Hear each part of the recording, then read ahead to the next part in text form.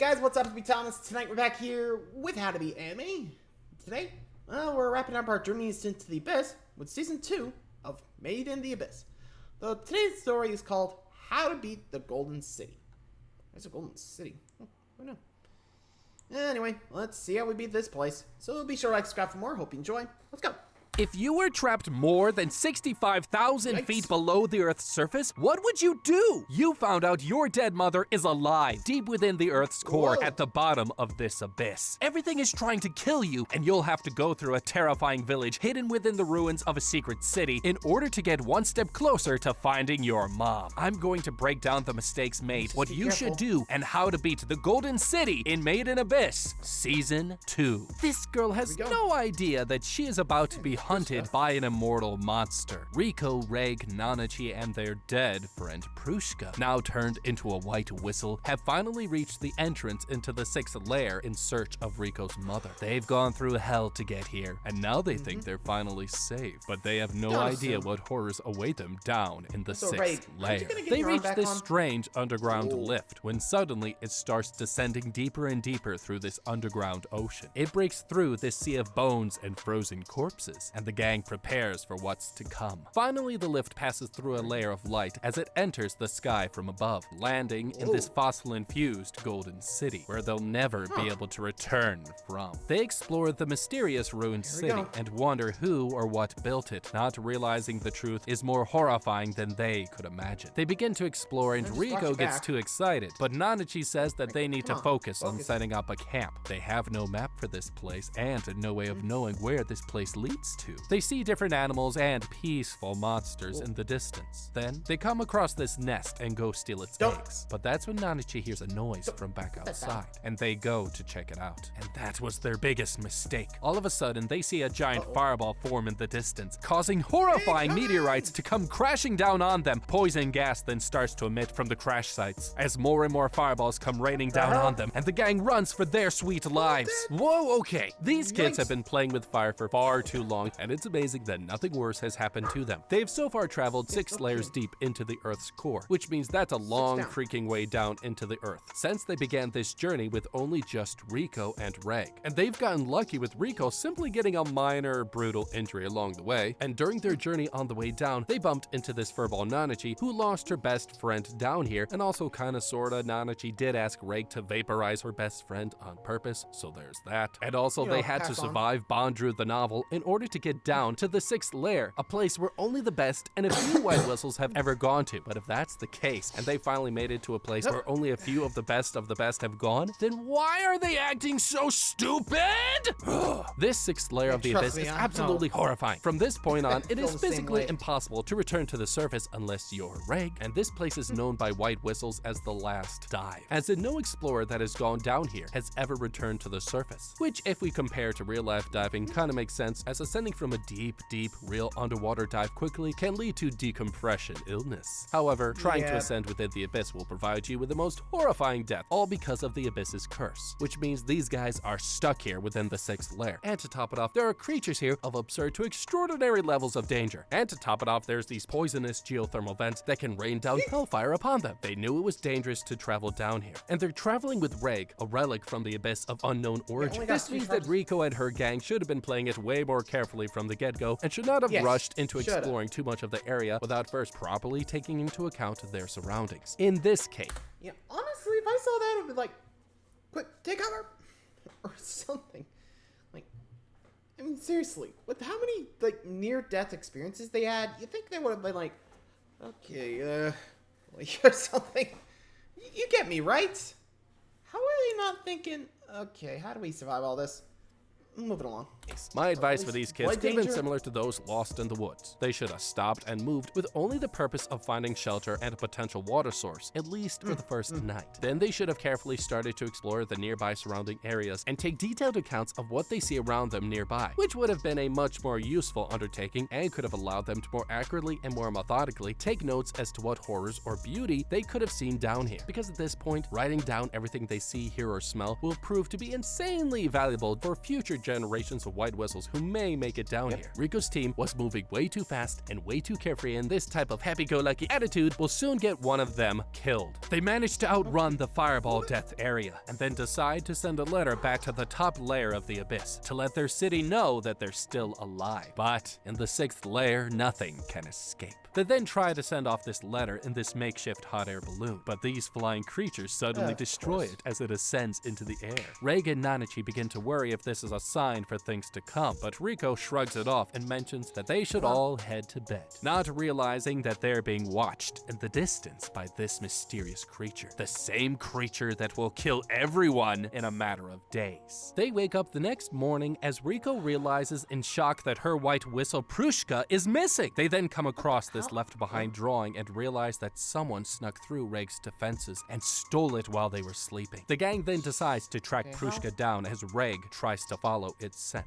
Along the way, they find these 2 crudely made stuffed toys filled with their hair, freaking them out and giving them the creepy feeling that these were left for them on purpose. They track some footprints as they cross over this bridge and into a building-like structure. There they notice the same symbol near the doorway that was on the drawing from earlier. They suddenly find this entrance that is blocked by a force field. Gathering their courage, they head through it and discover the most delicious things. Ears, jaws, ribs, arms, practically every part of the human body hanging by strings attached to the ceiling. Walking through to the end of this tunnel, they discover a whole village full of these weird, terrifying looking creatures. This red dragon looking thing then approaches the gang and introduces himself. Rico then nervously asks if they took her white whistle Prushka, and Red Dragon says that they are working on it, and he tells them to follow him. They follow this creature up these stairs, and Red Dragon leads them into this shop where they see a creature chiseling away at Rico's white whistle, causing her to freak out. But Red Dragon says that Prushka wants this, and that once the whistle is made into its true form, it will then become stronger and increase its value. Red Dragon then explains that he and every human in here is a hollow, a type of creature just like Nanachi, someone who survived the 6th layer of the abyss and whose body has become deformed as a result. He leads them into a busy shopping street, and Rico discovers a page from her mom's long-lost notes. She is shocked and picks it up, and the shop owner quickly demands that she must pay for it first. Red Dragon then tells Rico that she can trade parts of herself that has value for her mom's page. He then tells her that she could trade her eyes, skin, and even fat for her mom's page, and that's how this whole village currency system works. It works on value. Rico is horrified, and Red Dragon then tells her that human children like her have the most value around this village, and that he'll be willing to pay anything to own a part of her. Okay, this is absolutely horrifying, because somehow this entire village lies within this small structure, and everything seems sophisticated enough to have restaurants, inns, and a system of currency. What this crazy Red Dragon is basically saying is that this village's main industry is based on trading on a concept of value, meaning the villagers here are constantly trading and bartering for things of equal or higher value. This is all self-determined by whoever is in possession of them, as well as by the village deity itself. Everything is based on the importance of the item it has to the owner. However, the freaky part about all of this is that children here are considered to be of insane value by everyone, which means Rico here could sell parts of herself and nab some heavy coin in the process. But unlike what Red Dragon said, Rico could play it smart and not be into her feelings and tell this guy that she'll get back to him on that about what she's willing to sell. Because truly, the value of her mom's notes is high, since this is Rico's mom we're talking about, the same mom that Rico spent all this time trying to search for down here. And getting her mom's notes could provide some valuable insight into her mother's life. However, selling a part of Rico's flesh wouldn't serve her well because, ew. This village has one flaw that I think Rico could use in order to play this shop owner. Since the part of the value system relies on perceived value, and she is a human child, Rico could find a piece of herself that isn't too important and could go hype up its importance and the value of it in order to make it seem like it's a higher value than it actually is. The mind is a powerful tool, and her high value, along with a little bit of plucky, salesy attitude, could let her trick this merchant into thinking she's selling him something of insane value, when in reality all she could be selling him is a lousy paperclip or whatever else shit of value that she has on her person. If Rico is smart, she could consider taking this merchant up on his offer, but alter the deal and take some time and plan on how to play this game on her terms instead. Shocked.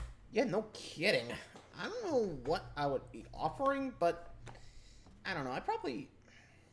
Yeah, I got nothing. I can't think of anything.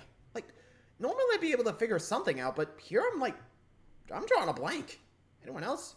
Anyway, Riko then angrily demands that nobody touch her and that she is going to get to the bottom of the netherworld. The gang then decides to be sneaky and to get more information about this village from all the residents, since they still haven't mentioned who stole their white whistle. Red Dragon then leads them through the village and reveals the most insane thing. It tells them that everyone here used to be explorers just like Riko and had dreams also of reaching the bottom of the abyss, but because of the harsh environment, their bodies changed into hollows by the curse of the abyss, and as a result, they can never leave from here. They then hear a piercing scream as this black creature shows up and offers the citizens pieces of flesh and items of value to sell or use for pleasure. Red Dragon then tells Riko that within this world, inside this portal they came through, this city is protected by a god that protects and supports everyone inside here. The mysterious god then gives Riko some cold, hard coin, as a result of the god punishing one of the hollows that played a little too roughly with Riko's pet. Red Dragon then says that they can use that to buy food and a place to rest. Oh, they have no idea the horrors that are going to come their way. Later, Riko feels sick and decides to rest, so Reg and Nanachi go to do some exploring. They run into Red Dragon again, and they hear a terrifying noise outside of the portal. Crowds quickly begin to form as everyone heads for the portal entrance. Red Dragon then tells them that all of these people or hollow here are coming to see a terrifying female creature known as Faputa, an immortal being that can travel anywhere in the abyss except through this portal. Nanachi then thinks that Faputa is the one who stole Riko's white whistle, and she asks Reg to go check it out.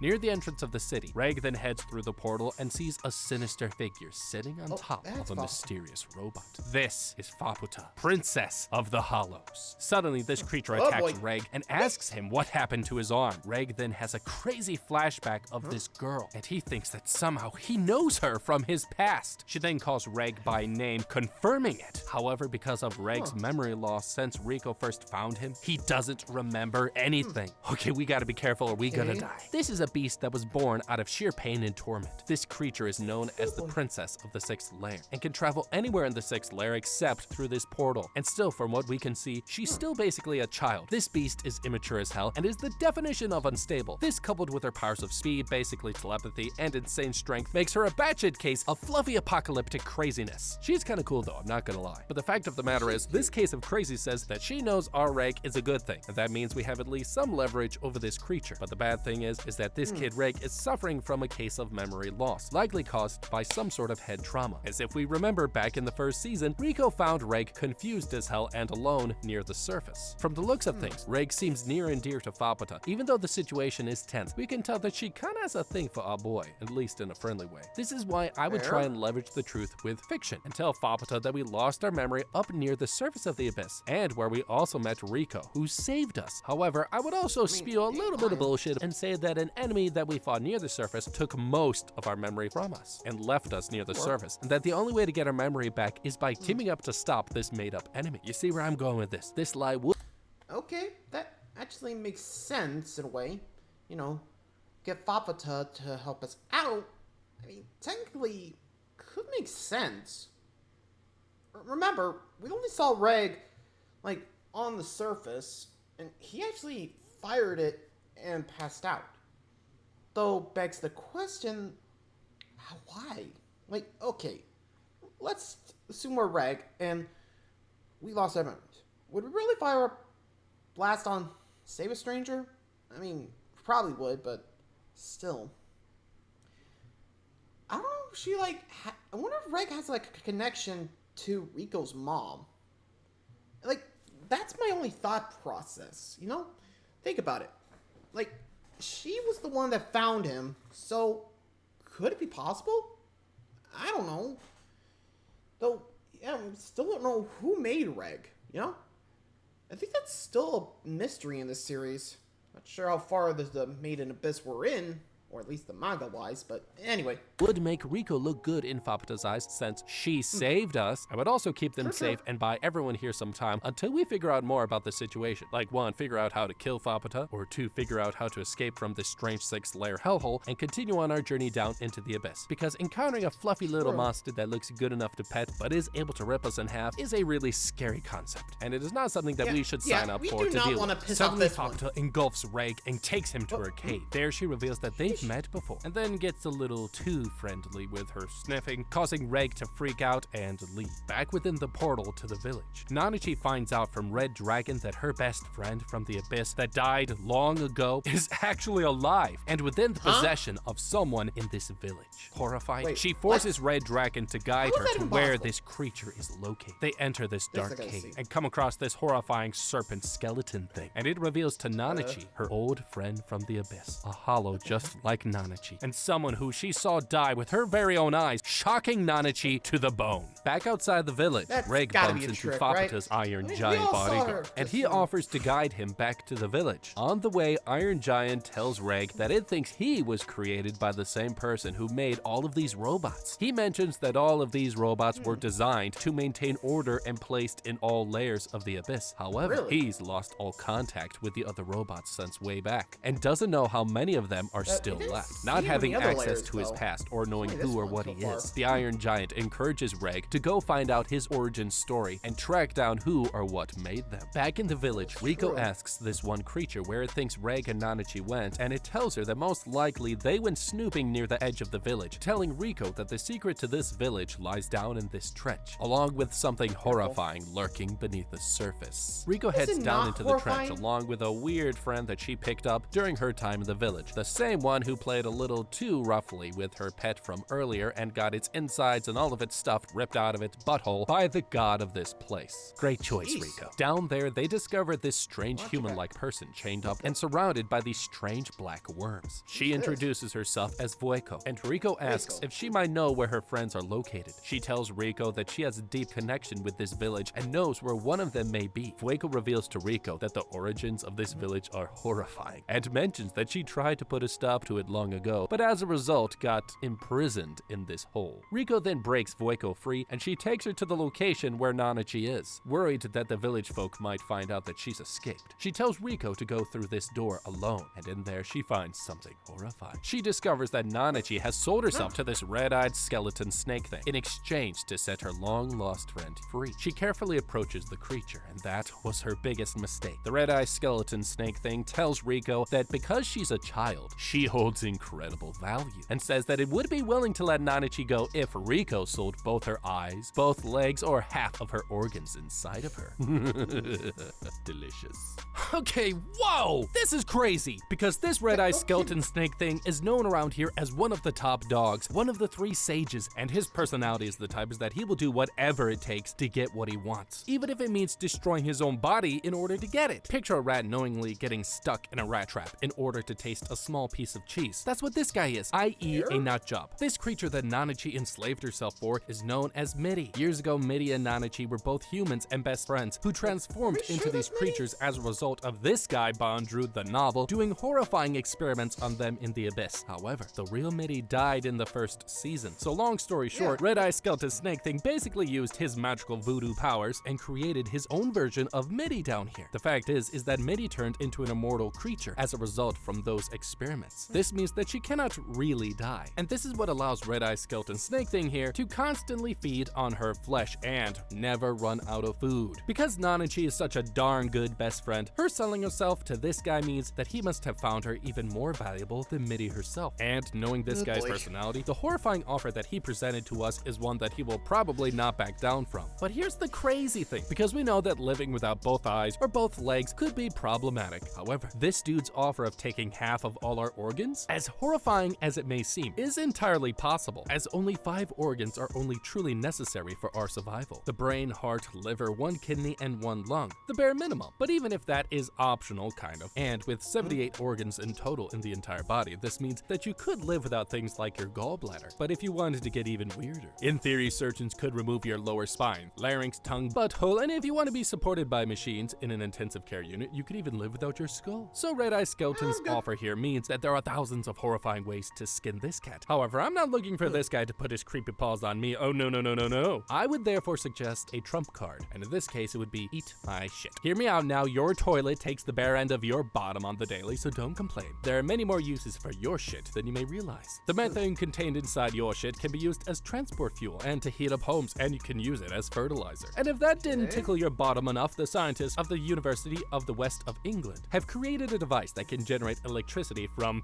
pee. That's right, folks. The experiment had a urinal be contained with microbial fuel cells, which are filled with live microbes that feed on urine. And through the biochemical energy through that microbe's use, it converts this into electricity. The point is that we could tell Red-Eye Skeleton Snake Thing here that while he can't take any of our tasty organs, we can offer him a way to produce electricity for the whole village, and even show him various ways that he could use our own pee and poop. And we could even say that we had a wicked case of IBS to swing the deal. Take that, Red-Eye Skeleton Snake Thing. Eat my shit. Rico is literally. Sorry, I had to say it. I don't know. That's a tough ask. Like, remember, these used to be humans, so actually, I'm not even too sure, like, the gap between them being human and turning, well, the current time and them turning into hollows, you know? I'm curious, though. You think they would buy it? Remember, this is one of the top dogs, like he said, so hard to say. Let's see what Reg does. horrified at her choices and is about to accept Red-Eye Skeleton Snake Thing's offer when she is suddenly stopped by Nanachi, who tells her to leave. As the Red-Eye Skeleton Snake Thing drags her out of the room. Outside, she begs Fueko if there's anything else she thinks they can do, but that's when they hear a horrifying rumble nearby. They go to check it out and see this horrifying monster. Fueko tells her that since the villagers can't leave the village, they lure animals and monsters into their village and hunt them this way. But this one is too great and begins destroying everything in its path. Rico then runs to go collect her whistle and find out that the jeweler has made it stronger than ever. They see all these villagers show up prepared to fight this monster and defend their market from being destroyed. Rico begs the villagers to let her join, and they all group up together to take down this monster. Approaching the market, this beast charges at them and prepares to devour them all when Rico and Red Dragon lure it into this trap in this open area. The villagers then light this mofo on fire and manage to capture this beast, but suddenly it tries a last move, and this forces Rico to blow on her new powerful white whistle. This temporarily disables the creature, and suddenly Reg shows up from out of nowhere, all powered up from her white whistle. Reg tells Rico that he could feel the white whistle calling to him, and it telepathically told him what Rico wanted him to do. Using this information, Rico uses her white whistle to direct Reg into destroying this creature once and for all. After, Rico asks this red-faced guy on how she can save Nanachi, but that's when he reveals the most horrifying thing. He tells Rico that if she can harvest a piece of Faputa's flesh, this offering instead might convince Red-Eye Skeleton Snake Thing to let Nanachi go. Later, a horrified Rico fills Reg in on the situation with Nanachi, and he tells her that he'll go back to meet with Faputa first and talk things over. He then leaves as Rico asks Fueko what exactly Faputa is and how she's connected to Fueko and the village. So, a very, very long story made somewhat shorter, Fueko tells her that she was once part of a group of outcast explorers who believed that there was a golden city located deep within the abyss. However, during their journey through the 6th layer, they discovered that the environment was too harsh to survive, and everyone got sick from the water that they drank, which turned their bodies into horrifying abyss monsters. However, during their darkest moment, they found a wish-granting egg, which one of the relics told them could help save them all if the person making the wish was from a child, since children have the strongest imaginations, and their emotions was the closest thing to the source. This is why, out of desperation, the survivors asked this girl, Irimui, a tribal girl that they found at the very beginning of their journey, and they asked her to use the egg to save them all. But the wish went horribly wrong, and the little girl turned into a monster, forced to give birth to a child every day that would die mere moments after being born. The group then discovered, thanks to Red-Faced Guy, that eating the flesh of the dead babies was the key to saving them all. Then, one day before she died, Irimui turned herself into a self-sustaining village where the survivors could live inside of her forever. However, before dying, she gave birth to a final baby, and this baby was Faputa. Since that day, Faputa has vowed to destroy the village for what they did to her mother.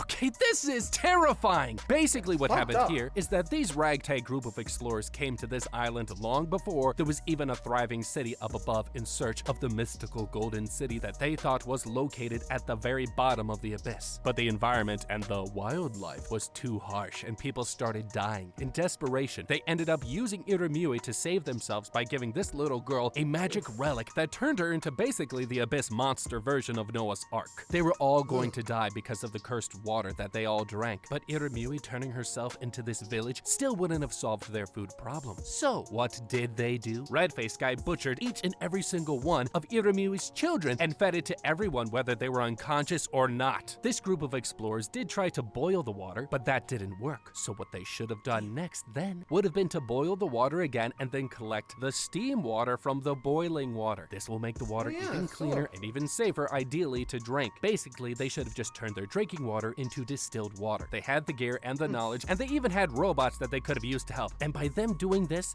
will help further ensure that the diseased-filled, body-morphing cursed water that they found in that cave that's filled with particulates that they talked about wouldn't stain the water that they're drinking, ideally. Now, we don't know how resistant to heat these particulates are, but drinking steam water is way safer than just drinking their boiled water, which clearly they found out didn't work. And also, this red-faced guy here was their leader and basically the one calling the shots. He was the one who butchered Irumyuui's children. If I was Rico and Reg, I would work on finding out some way or some proof to incriminate him and reveal it to Fapata and tell her that he's really the one to blame. Because us being in the middle of all of this drama means that we are guilty by literally association to all of these villagers. And us trying to leave the village and fudging all of this likely wouldn't work either, as we'd likely get brutally slaughtered by Fapata the moment we set foot outside of the village's fortified perimeter, where Fapata could easily get to us. The most pressing matter that we have is figuring out how to stop Fapata or direct her aggression to someone that isn't us, since their problem has now become our problem. Later, Reg returns to Rico and tells her that he's convinced Fapata to cut off one of her arms, and that they can now use this to exchange it for Nanachi and free her. However, the sight of the arm shocks the whole village. Voiko asks Reg how did he manage to convince Fapata to cut off a piece of her arm, but Reg hesitates to tell her. He says that in exchange for her arm, Fapata wants him to destroy the village force field in order to let her enter and kill everyone. The whole village is shocked, and Red-Faced Guy discovers Voiko's disguise. Rico then asks Red-Faced Guy if he's actually using her and Reg and Nanachi to help him and his villagers one day escape from this village prison and to continue on their journey down into the abyss. Red-Faced Guy doesn't deny it, but he tells her that it's her choice to decide on what fate will become of everyone here. Suddenly they hear a terrifying rumble from beneath their feet, and then another monster, Dryma, one of the three sages, bursts through the ground. It's here to kill and take Fapata's missing arm. Reg then leads the monster away as Red-Faced Guy grabs Voiko and forces her to watch the horror unfold. He then tells her that this monster is actually a guardian, and it only comes out when the village is under threat. Reg tries to outrun the monster, but it blocks all the exits and has him cornered. Suddenly, Reg hears Voiko yell out that the monster is not here to steal the arm, but to kill them. Reg looks around helplessly as he sees this monster about to devour all of his friends. With no options left, Reg uses up the one move that he has, and he fires his hand cannon right at this beast, blasting a horrifying beam of energy right through its body, destroying everything in front and behind it, vaporizing a hole right through the protective force field around the village. That was his biggest mistake. Everyone here looks in horror at what Reg has just done. Reg then tells Rico and the villagers to hide before Fapata gets here and kills them all. He tells the villagers that since he used his blast cannon, he will soon pass out for a couple of hours and won't be of any help to anyone. Suddenly, everyone screams in horror as they see in the distance the immortal princess of the Hollows. It's Fapata. Fapata declares that she hasn't forgotten what these villagers have done to her mother and will brutally murder every single person here. This half-eaten monster then tries to attack Fapata, but she easily defeats it. Later, Reg finally wakes up and he sees Fapata brutally tearing apart all of the villagers one by one, and she bathes in their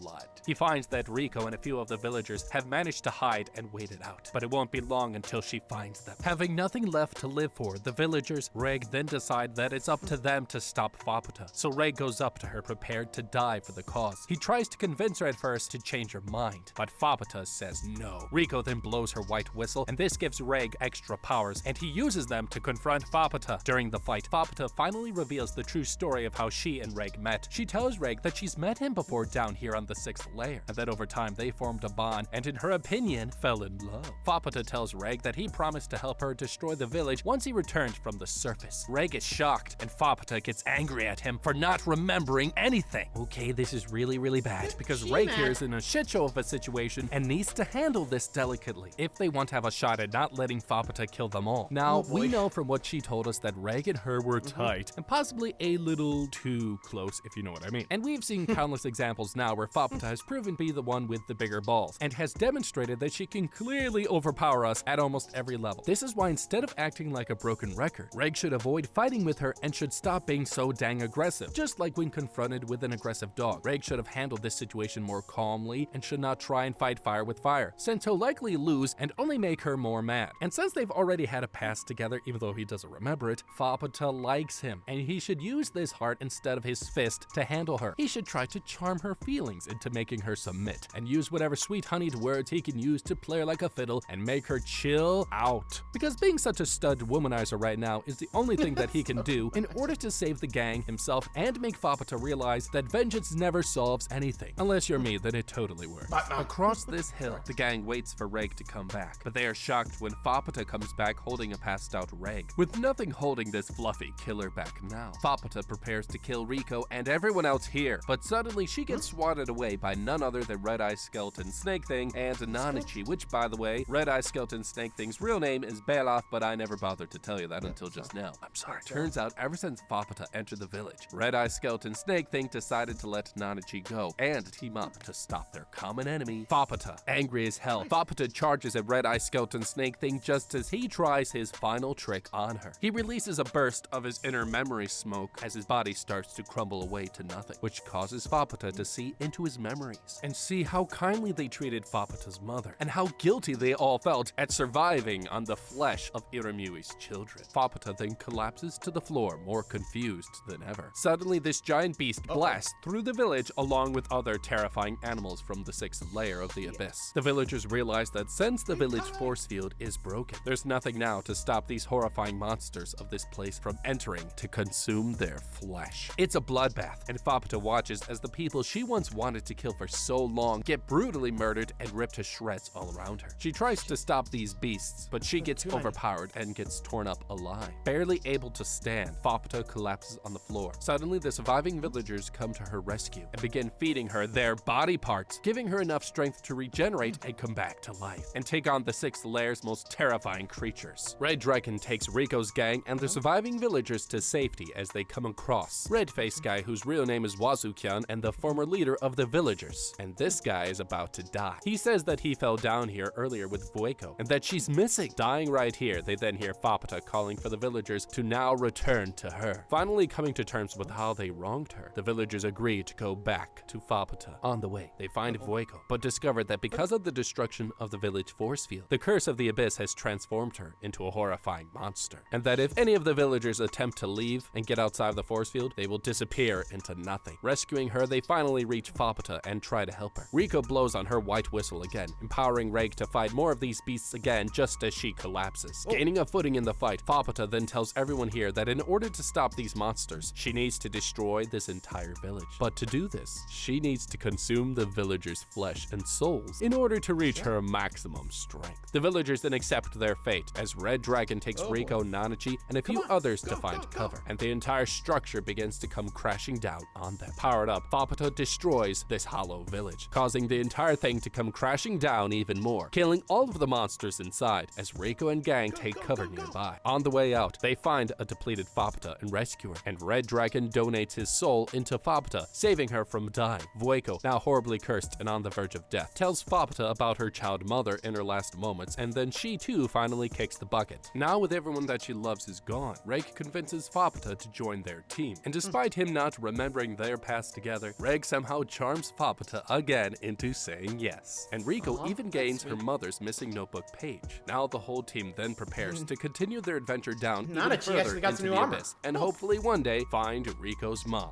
And if you want to get further into 6 layers, yeah, looks like we're gonna have to wait for the next part of the journey. And now they got a killer fluffy Fapata on their side. So that's cool. Then we got a 4-party crew. This is interesting. Though, I'm not too sure how long it's gonna be until season 3. I'll try to see what happens next. But for now, that's gonna be it. Thanks for watching. See ya.